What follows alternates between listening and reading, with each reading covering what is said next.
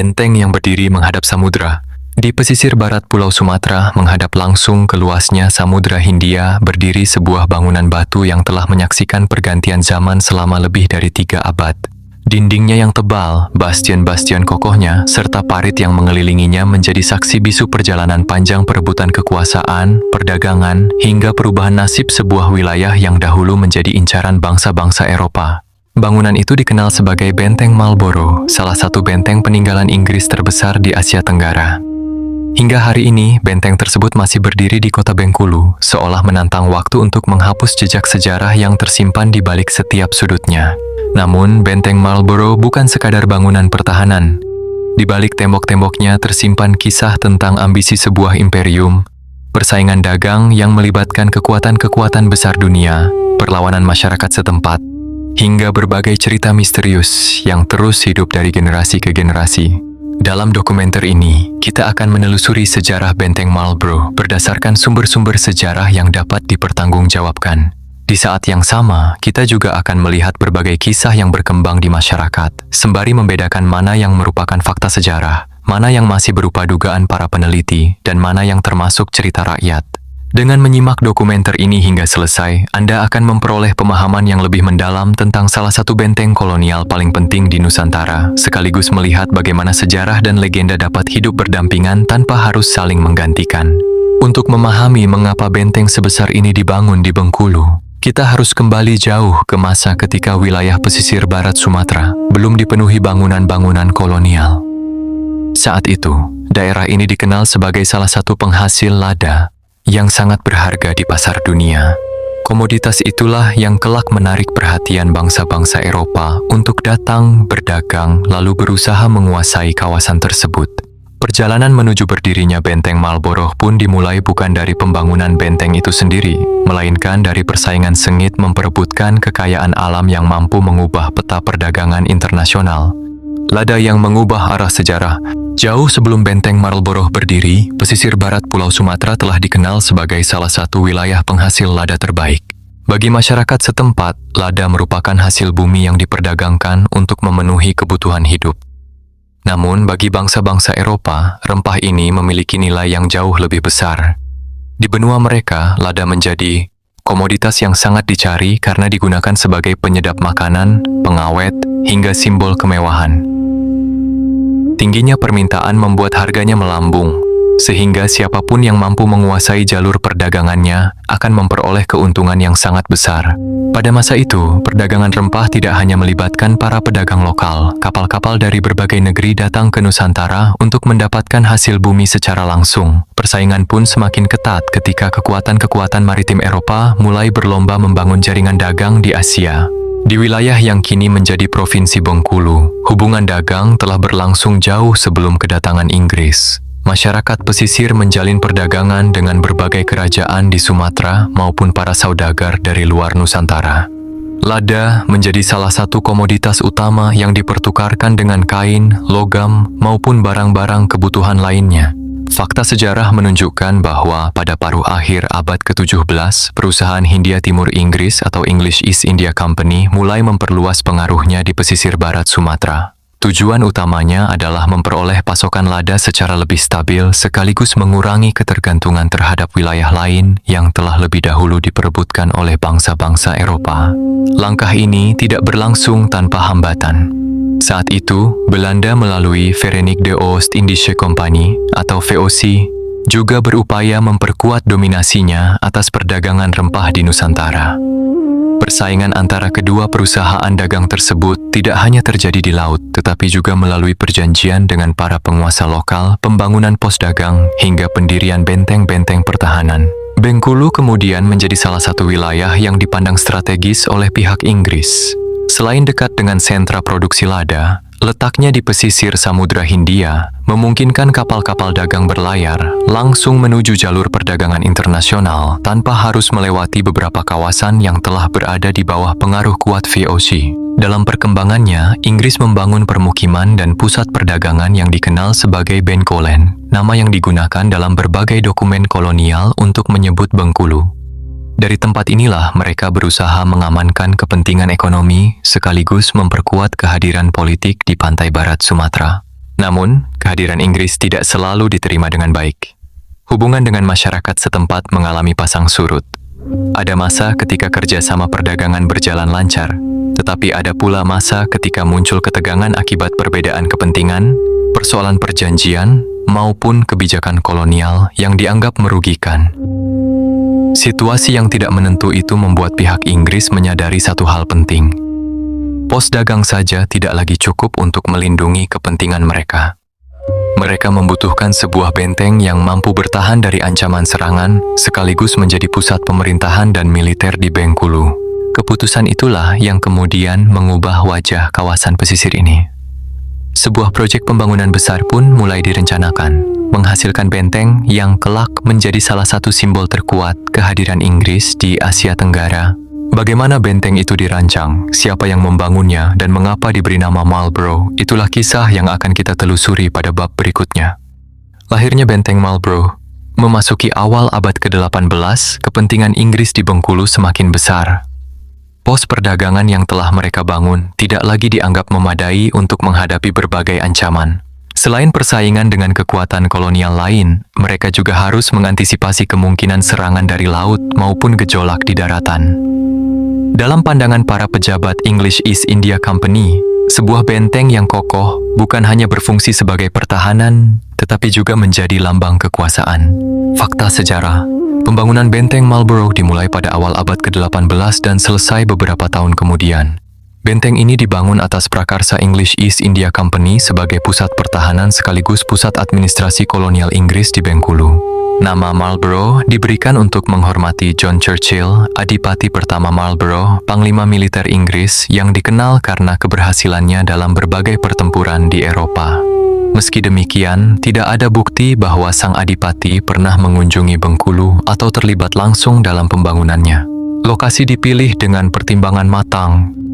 Di atas tanah agak tinggi dan menghadap laut, sehingga kapal dari Samudra Hindia dapat diawasi sejak jauh. Bentuknya menyerupai kura-kura jika dilihat dari udara. Bukan kebetulan melainkan gaya arsitektur militer Eropa masa itu, lengkap dengan bastion di setiap sudut untuk meminimalkan titik buta saat menghadapi serangan. Dinding tebal dirancang menahan gempuran senjata masa itu, dikelilingi parit sebagai pertahanan tambahan.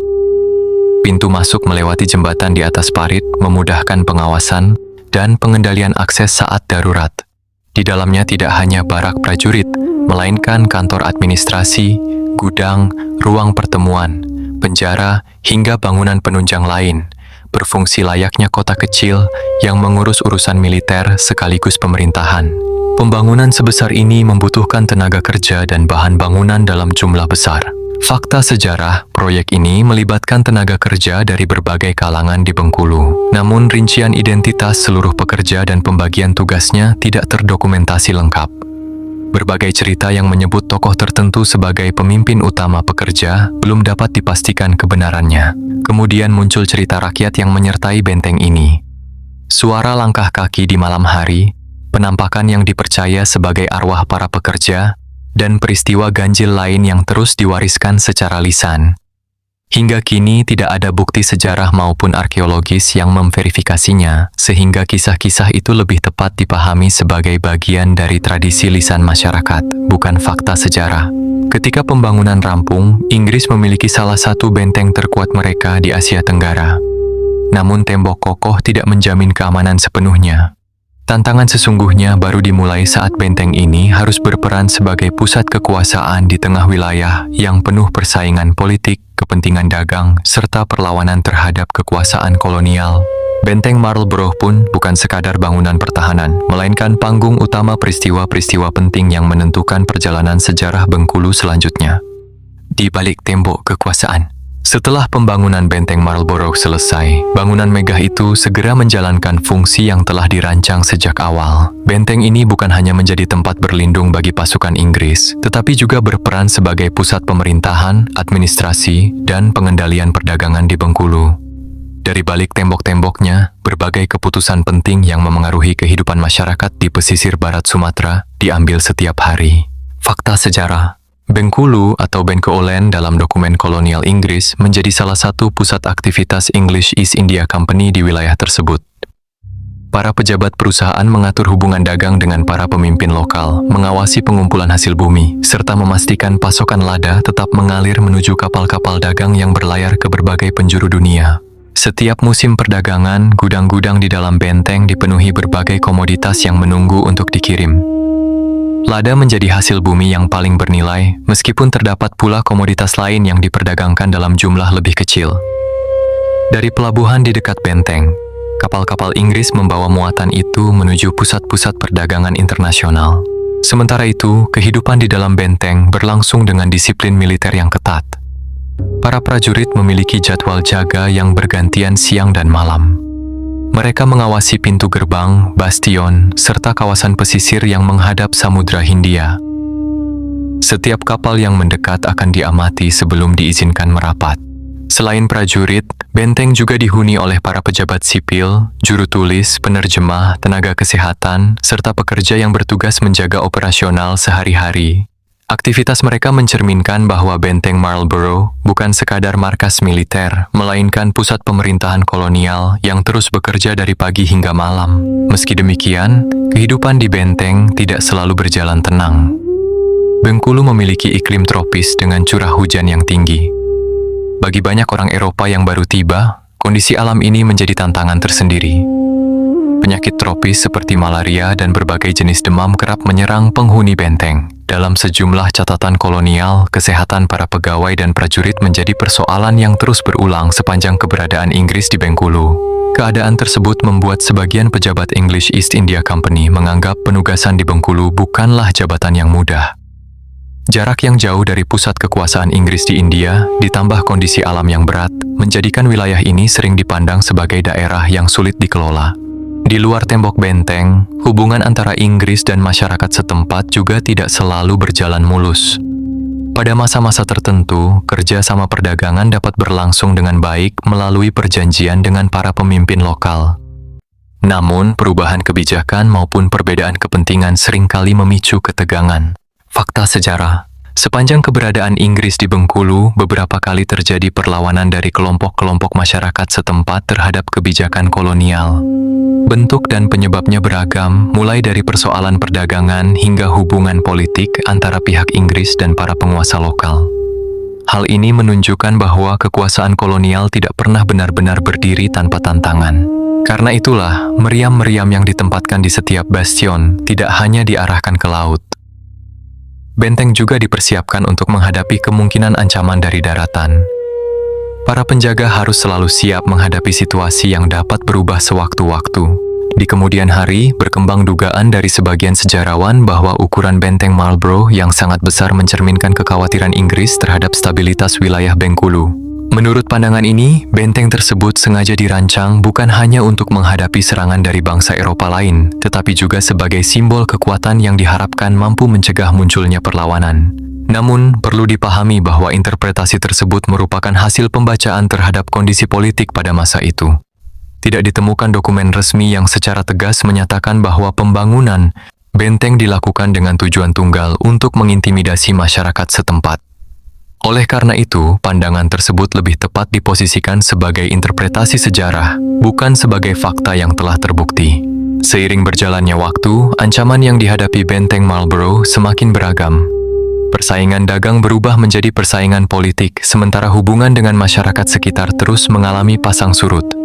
Semua itu perlahan membawa benteng ini menuju salah satu peristiwa paling menegangkan dalam sejarahnya, ketika kemarahan terhadap pemerintahan kolonial akhirnya meledak menjadi serangan yang mengguncang kekuasaan Inggris di Bengkulu.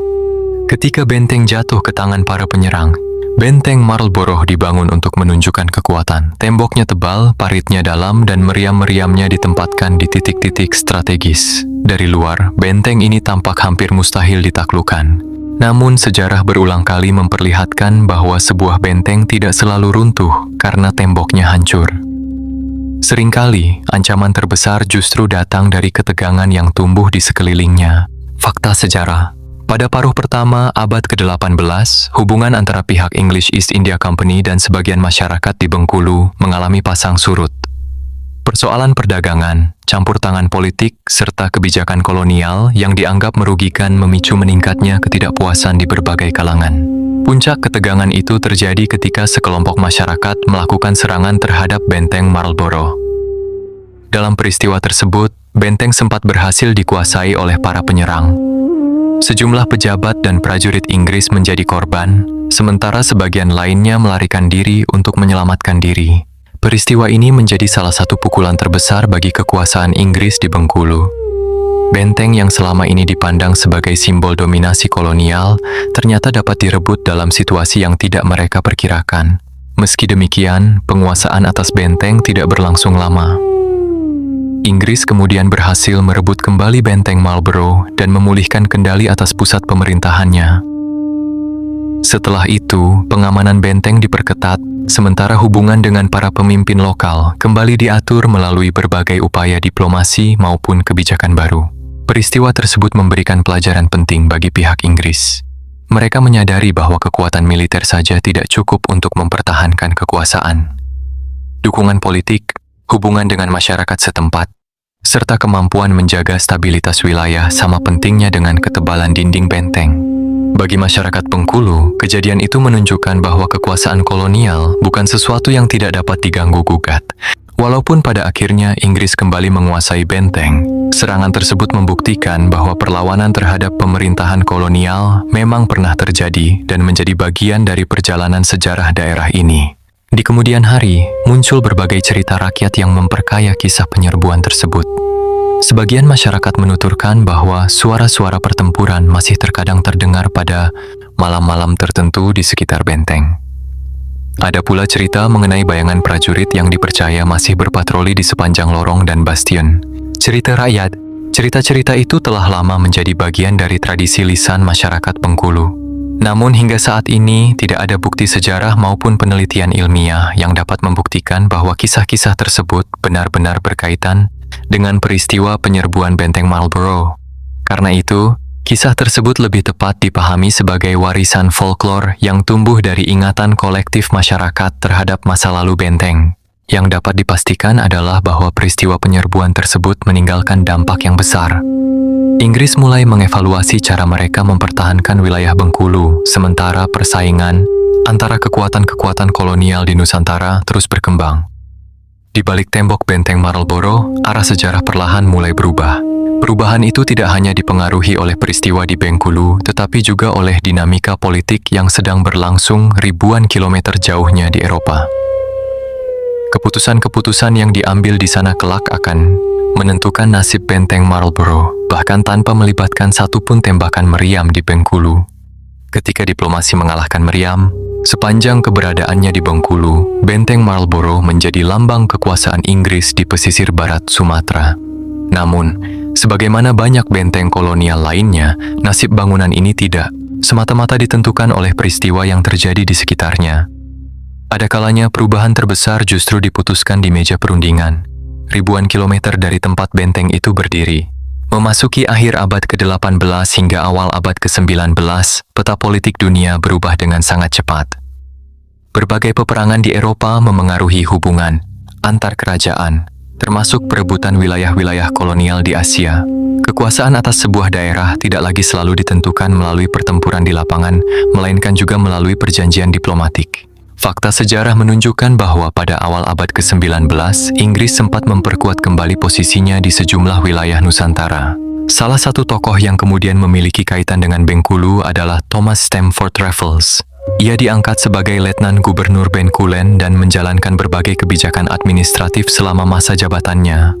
Raffles lebih dikenal masyarakat luas karena perannya dalam pendirian Singapura. Namun sebelum itu, ia pernah memimpin administrasi Inggris di Bengkulu. Selama berada di wilayah ini, ia berusaha melakukan sejumlah pembaruan dalam tata pemerintahan dan ekonomi. Meskipun demikian, berbagai catatan sejarah menunjukkan bahwa Bengkulu tetap menghadapi persoalan yang tidak mudah, mulai dari kondisi geografis, kesehatan, hingga keterbatasan keuntungan ekonomi dibandingkan wilayah koloni Inggris lainnya. Keberadaan benteng Marlborough pada masa itu masih sangat penting sebagai pusat pemerintahan Inggris. Dari sinilah berbagai kebijakan dijalankan, surat menyurat dengan pemerintah kolonial dilakukan, serta hubungan dengan para pemimpin lokal terus dipelihara. Namun perubahan besar akhirnya datang melalui sebuah kesepakatan antara Inggris dan Belanda. Fakta sejarah mencatat bahwa melalui perjanjian Inggris-Belanda pada awal abad ke-19, kedua negara sepakat menata kembali pembagian wilayah pengaruh mereka di Asia Tenggara. Dalam perjanjian tersebut, Inggris menyerahkan Bengkulu kepada Belanda. Sebagai bagian dari kesepakatan yang sama, Belanda menyerahkan Malaka kepada Inggris, sementara kedudukan Inggris di Singapura semakin diakui. Keputusan ini mengubah perjalanan sejarah Benteng Marlborough secara mendasar. Tanpa melalui pengepungan besar ataupun pertempuran panjang, benteng yang selama lebih dari 1 abad menjadi simbol kekuasaan Inggris kini berada di bawah pemerintahan Belanda. Pergantian itu memperlihatkan bahwa dalam dunia kolonial, sebuah wilayah dapat berpindah tangan bukan karena kalah di medan perang, melainkan karena hasil negosiasi politik antar negara. Setelah pengalihan kekuasaan berlangsung, administrasi kolonial Belanda mengambil alih pengelolaan Benteng Marlborough. Fungsi utamanya sebagai benteng pertahanan tetap dipertahankan, meskipun berbagai penyesuaian dilakukan sesuai kebutuhan pemerintah kolonial yang baru. Bendera yang berkibar di atas benteng berubah, para pejabat yang mengelolanya berganti, dan bahasa administrasi pun ikut berubah. Akan tetapi, tembok-tembok batu yang telah berdiri selama puluhan tahun tetap menjadi saksi tanpa mampu memilih kepada siapa mereka harus mengabdi. Sebagian sejarawan menduga bahwa bagi masyarakat Bengkulu, pergantian dari Inggris ke Belanda tidak serta-merta membawa perubahan yang langsung terasa dalam kehidupan sehari-hari. Yang berubah adalah penguasa kolonialnya, sedangkan sistem pemerintahan kolonial secara umum masih tetap berlangsung. Meski demikian, tingkat pengaruh perubahan tersebut terhadap setiap lapisan masyarakat berbeda-beda dan masih menjadi bahan kajian sejarah. Benteng Marlborough pun memasuki babak kehidupan yang baru. Bangunan yang semula didirikan oleh Inggris kini harus melayani kepentingan pemerintah Belanda. Akan tetapi, perubahan itu bukanlah akhir dari perjalanan panjangnya. Masih ada perang, pendudukan, hingga lahirnya sebuah negara merdeka yang kelak akan mengubah makna benteng ini untuk selamanya. Dari markas kolonial menjadi saksi pergantian zaman, setelah berada di bawah kekuasaan Belanda, Benteng Marlborough memasuki fase baru dalam sejarahnya. Meskipun dibangun oleh Inggris, benteng ini tetap memiliki nilai strategis bagi pemerintah kolonial yang baru. Letaknya yang menghadap Samudra Hindia dan kedekatannya dengan pusat pemerintahan di Bengkulu membuat bangunan ini terus dimanfaatkan sebagai markas militer dan pusat administrasi. Fakta sejarah, Belanda mempertahankan fungsi utama Benteng Marlborough sebagai instalasi pertahanan. Beberapa penyesuaian dilakukan sesuai kebutuhan pemerintahan kolonial, namun bentuk dasar benteng tetap dipertahankan. Itulah sebabnya ciri arsitektur Inggris pada bangunan ini masih terlihat jelas hingga kini. Memasuki penghujung abad ke-19 dan awal abad ke-20, perkembangan teknologi militer mengubah cara berperang. Meriam berjangkauan jauh, kapal perang modern, dan perubahan strategi pertahanan membuat banyak benteng gaya lama kehilangan peran militernya. Hal yang sama terjadi pada Benteng Marlborough. Ia tak lagi menjadi garis pertahanan utama, namun tetap menjadi aset penting bagi pemerintahan kolonial untuk keperluan administrasi dan penempatan personel. Kemudian Perang Dunia Kedua meletus. Fakta sejarah. Pada masa pendudukan Jepang, fasilitas militer peninggalan kolonial termasuk Benteng Marlborough dimanfaatkan sesuai kebutuhan militer Jepang, meskipun tidak menjadi lokasi pertempuran besar saat itu. Berakhirnya perang menjadi titik balik bagi Nusantara. Setelah proklamasi kemerdekaan dan pengakuan kedaulatan Indonesia, Benteng Marlborough tak lagi menjadi simbol kekuasaan asing. Bangunan yang selama berabad-abad melayani kepentingan dagang dan kolonial perlahan berubah menjadi warisan sejarah bangsa. Perubahan fungsi ini memiliki makna mendalam. Benteng yang dibangun untuk mengamankan kepentingan perusahaan dagang Eropa, lalu dipakai dua kekuasaan kolonial berbeda. Akhirnya menjadi peninggalan yang bisa dipelajari seluruh masyarakat. Kini orang datang bukan untuk tugas militer atau urusan administrasi, melainkan untuk memahami masa lalu. Lorong yang dulu dilalui prajurit kini dilewati pengunjung. Ruang kantor pemerintahan berubah menjadi bagian cagar budaya. Meriam yang dulu siap menghadapi musuh kini menjadi pengingat bahwa perebutan kekuasaan pernah menjadi bagian sejarah Bengkulu. Namun, saat fungsi militernya berakhir, kisah-kisah lain mulai tumbuh. Sebagian pengunjung mengaku merasakan suasana yang berbeda. Kesunyian yang terasa meski ramai, atau kesan seolah masa lalu belum benar-benar pergi. Hal itu wajar karena Benteng Marlborough berusia ratusan tahun dengan arsitektur yang masih utuh, dinding batu tebal, lorong sempit, pencahayaan terbatas, dan jejak sejarah panjang bisa menimbulkan pengalaman psikologis yang berbeda bagi setiap orang. Namun pengalaman itu bukan bukti fenomena supranatural, sifatnya subjektif dan tak bisa dijadikan dasar kesimpulan tentang hal gaib. Meski begitu, dari pengalaman pribadi, itulah kisah misteri berkembang, disebarkan secara lisan, lalu makin populer lewat media dan tayangan bertema horor. Lalu, bagaimana sebenarnya asal-usul cerita misterius yang melekat pada benteng Marlborough? Dan sejauh mana kisah itu berkaitan dengan fakta sejarah? Hal itulah yang akan kita telusuri pada bab berikutnya. Misteri di balik dinding tua. Bagi sebagian orang, benteng Marlborough adalah situs sejarah yang menyimpan jejak kolonialisme di Nusantara. Namun bagi sebagian lainnya, benteng ini juga dikenal karena berbagai kisah misterius yang telah lama beredar di tengah masyarakat. Cerita-cerita tersebut menjadi bagian dari daya tarik benteng Marlborough, terutama bagi para pengunjung yang datang pada sore atau malam hari. Sebelum membahasnya lebih jauh, penting untuk membedakan antara fakta sejarah, pengalaman pribadi, dan cerita rakyat. Ketiganya memiliki kedudukan yang berbeda. Fakta sejarah didukung oleh dokumen, arsip, atau bukti arkeologis. Pengalaman pribadi merupakan kesaksian seseorang yang tidak selalu dapat diverifikasi.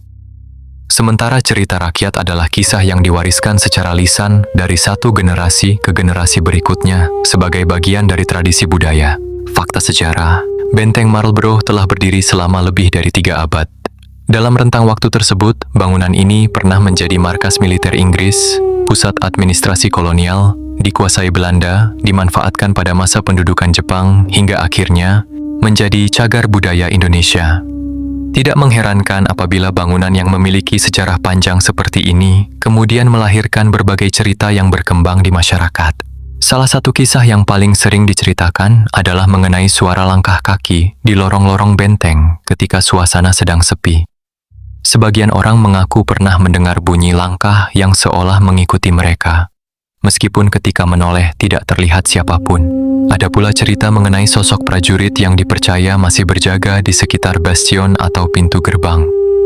Dalam versi lain, sosok tersebut digambarkan mengenakan pakaian bergaya kolonial dan menghilang sesaat setelah terlihat. Selain itu, beberapa pengunjung mengaku merasakan perubahan suhu secara tiba-tiba ketika memasuki ruangan tertentu. Ada yang menghubungkannya dengan keberadaan makhluk gaib, sementara yang lain menganggapnya sebagai pengaruh kondisi bangunan tua yang memiliki sirkulasi udara berbeda di setiap ruangan.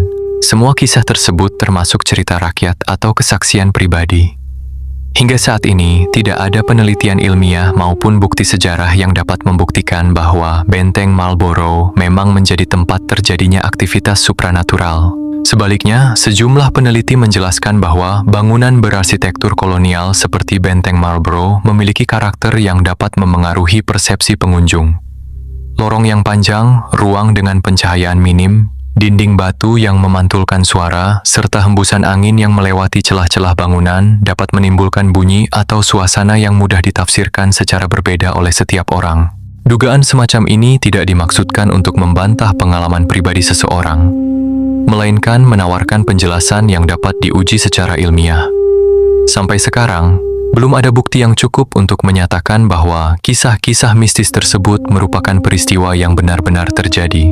Yang menarik, hampir setiap benteng kolonial berusia ratusan tahun di berbagai negara memiliki cerita serupa.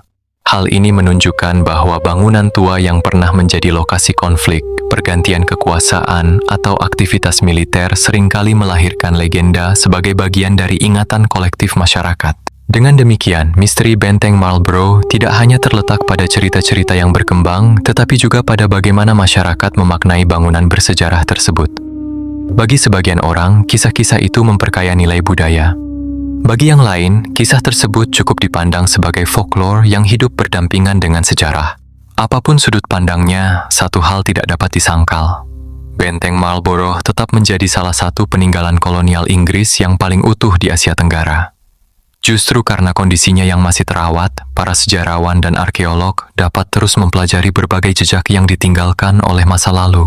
Lalu, bagaimana upaya Indonesia menjaga benteng ini agar tetap berdiri dan dapat dipelajari oleh generasi mendatang?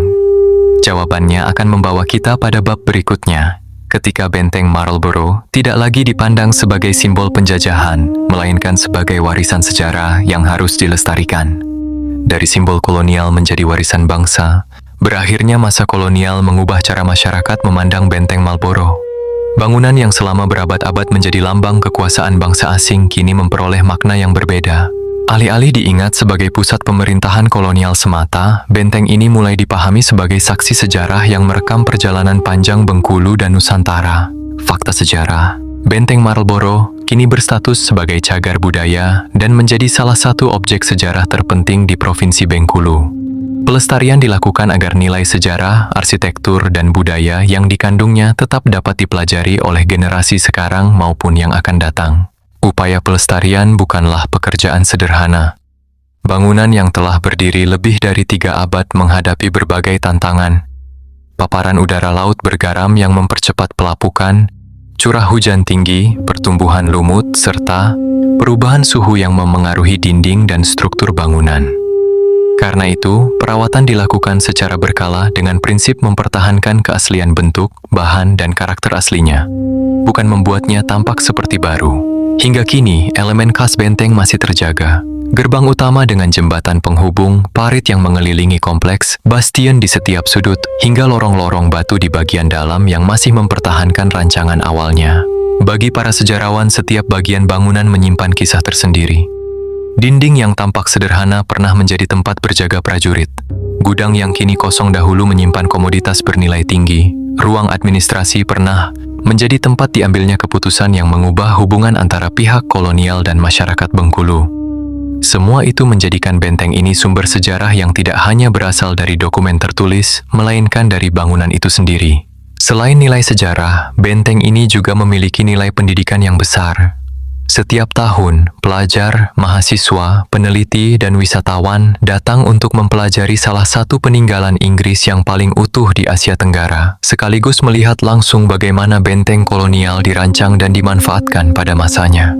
Namun, pelestarian tidak hanya bergantung pada pemerintah atau para ahli. Kesadaran masyarakat juga sangat berperan.